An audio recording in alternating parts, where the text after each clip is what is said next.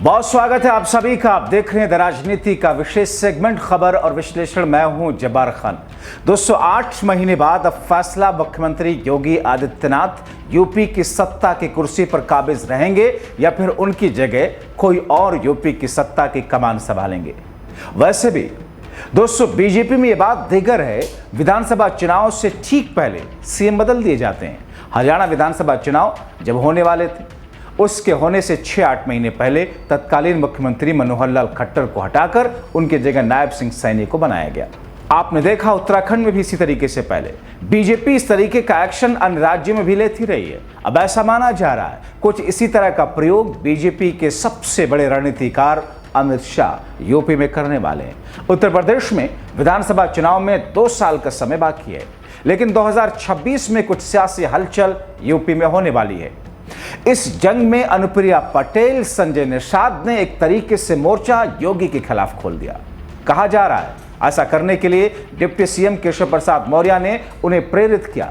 ये दोनों किसी भी कीमत पर साबित करेंगे योगी की वजह से बीजेपी की हालत यूपी में पतली है। राहुल और अखिलेश की पार्टियां और उनके लोगों का दबदबा बढ़ रहा है। चलिए अब आपको बताते हैं अनुप्रिया और संजय निषाद ने योगी के खिलाफ क्या मोर्चा खोला।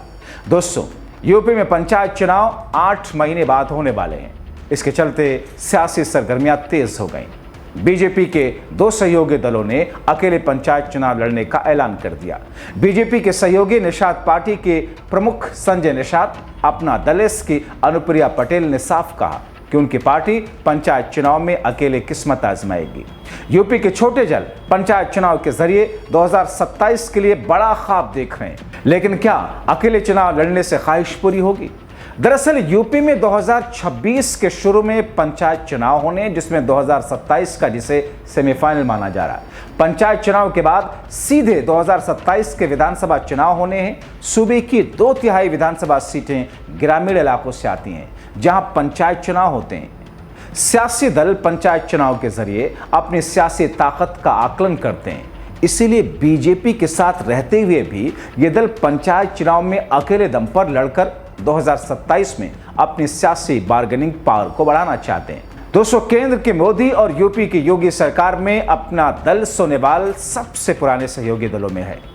अनुप्रिया पटेल केंद्र में और उनके पति राज्य में मंत्री हैं। बीते दिनों अपना दल सोनेवाल के प्रमुख अनुप्रिया पटेल ने प्रयागराज में मीडिया से बात करते हुए कहा था कि पंचायत चुनाव में गठबंधन को लेकर कोई बातचीत नहीं हुई। हमारी पार्टी अपने स्तर पर पंचायत चुनाव में उतरने की पूरी तैयारी में है। इससे पहले ही वो अपने कार्यकर्ताओं के बीच में पंचायत चुनाव अकेले दम पर लड़ने की बात कर चुकी हैं। अनुप्रिया पटेल ने साफ कहा था, बहुत सारे लोग संगठन से जुड़ना चाहते हैं, हम उन तक नहीं पहुंच पा रहे। सिर्फ 10-12 विधायकों के बनने से पार्टी का काम नहीं होता, ये केवल माइलस्टोन है।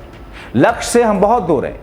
ऐसे में पंचायत चुनाव में पूरे दमखम के साथ लड़कर के अपनी ताकत को बढ़ा सकते हैं। साफ संकेत है, अनुप्रिया पटेल पंचायत चुनाव के जरिए 2027 के लिए सियासी आधार मजबूत करना चाहती हैं। अनुप्रिया पटेल के बाद में अब योगी सरकार में कैबिनेट मंत्री और निषाद पार्टी के अध्यक्ष संजय निषाद ने भी यूपी पंचायत चुनाव अपने दम पर लड़ने का ऐलान किया। संजय निषाद ने 2 टूक कहा, आगामी त्रिस्तरीय पंचायत चुनाव निषाद पार्टी अकेले लड़ेगी। साथ ही उन्होंने कहा कि बीजेपी से हमारा गठबंधन विधानसभा और लोकसभा चुनाव के लिए था। ऐसे में पंचायत चुनाव अकेले लड़ने के लिए पूरी तरीके से फ्री है। हमारी पार्टी पूरे दमखम के साथ उतरेगी। संजय निषाद ने कहा कि अब समय आ गया जब निषाद पार्टी को जमीनी स्तर पर अपनी राजनीतिक पहचान को स्थापित करना है। पार्टी की जड़ें गांव-गांव में फैली हुई हैं। त्रिस्तरीय पंचायत चुनाव उस नींव को मजबूत करने का सबसे अच्छा मंच है। हर गांव, हर बूथ पर निषाद पार्टी का डंका लहराना है।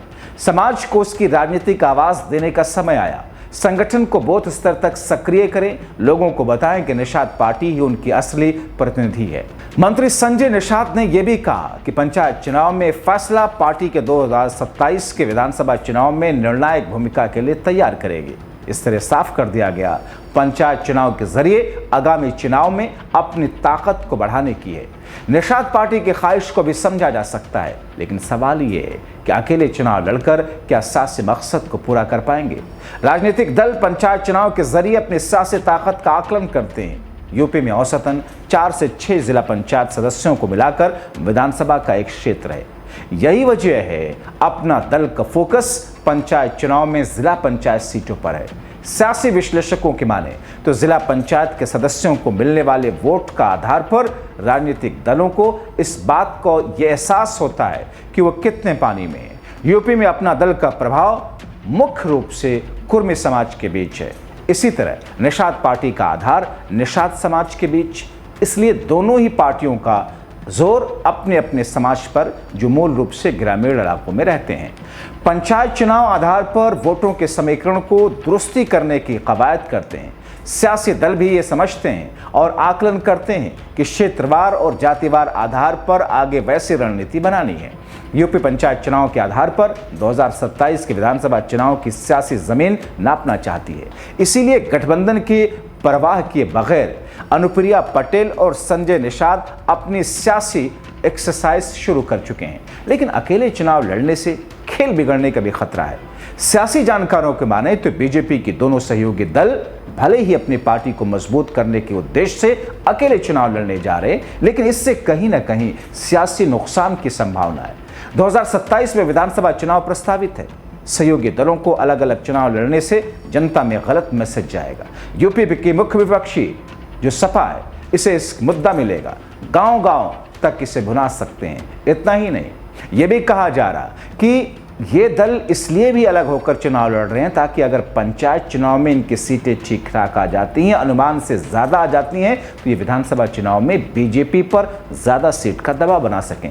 लेकिन एनडीए के घटक दलों के अकेले अकेले चुनाव लड़ने से वोट बिखरने का खतरा ज़्यादा है और इसीलिए खतरा इस बात का अंदेशा जताया जा रहा कि सियासी नफा से ज़्यादा कहीं नुकसान ना हो जाए। मगर दोस्तों, उत्तर प्रदेश की राजनीति को नज़दीक से जानने वाले, खबर करने वाले लोगों से जहाँ तक मैंने बातचीत करके समझने की कोशिश की, तो इसमें कहीं ना कहीं एक ऐसी रणनीति अनुप्रिया पटेल और संजय निषाद आजमा रहे हैं, अपना रहे हैं, जिसकी बुनियाद पर उनको उनकी असली ताकत की पहचान तो लगेगी, पता तो लगेगा ही, लेकिन कहीं ना कहीं अभी से एक तरीके का मानसिक दबाव भारतीय जनता पार्टी के ऊपर एनडीए में अपनी सियासी अस्तित्व को बनाए रखने के लिए इन छोटे दलों की रणनीति है।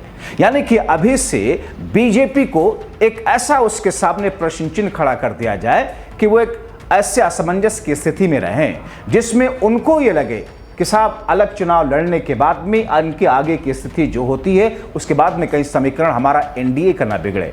इसलिए साइकोलॉजिकल इस वॉर में छोटे दल उत्तर प्रदेश के बीजेपी पर एक दबाव बनाने की कोशिश कर रहे हैं। मगर ऐसी स्थिति में अकेले पंचायती चुनाव में जाने के बाद आमतौर पर इन पार्टियों का जनाधार जमीन पर होता है, यह अलग बात है। लोकसभा चुनाव में शायद उतना जनाधार ना हो, विधानसभा चुनाव में शायद उस स्तर पर इनका वैसा जनाधार या जुड़ाव ना हो सके, लेकिन पंचायती चुनाव में यह कहा जाता है कि इनके समाज के लोग या इन जिस समुदाय से आते हैं उनके लोगों की एकजुटता ग्रामीण स्तर पर मजबूती के साथ दिखती है और दरअसल ये उस ग्रामीण स्तर पर अपनी मजबूती को दिखाकर कहीं ना कहीं बीजेपी के सामने एक ऐसी स्थिति लाकर खड़ा करना चाहते हैं ताकि 2017 और 22 की तरह 2017 की तरह इनको उतनी ही सीटों पर ना समेटा जाए, बल्कि इनके लिए और ज़्यादा सीटों के लिए एक स्थिति बनाई जाए। तो क्या ये स्थिति इनके लिए फायदेमंद साबित होगी? दूसरी तरफ अगर इनका वोट बैंक ज़मीनी स्तर पर नहीं बढ़ता, इनकी सियासी फसल जो है मजबूत नहीं होती, लहलहाती नहीं है इस चुनाव में, तो भी इसका नुकसान इनको कुछ ज़्यादा नहीं मिलेगा, क्योंकि ये कहा जाता है कि साहब पंचायती चुनाव था, हो गया, लेकिन लोकसभा के अंदर, विधानसभा के अंदर हमारा जो अस्तित्व है वो बरकरार है। ऐसे में इंतजार करना होगा कि आने वाले दिनों में क्या स्थिति बनती है, बीजेपी इस पर प्रतिक्रिया क्या देती है, देखना बहुत महत्वपूर्ण होगा। आप क्या सोचते हैं? अपने राय कमेंट बॉक्स में जरूर लिखें। अभी के लिए इतना ही, बहुत शुक्रिया।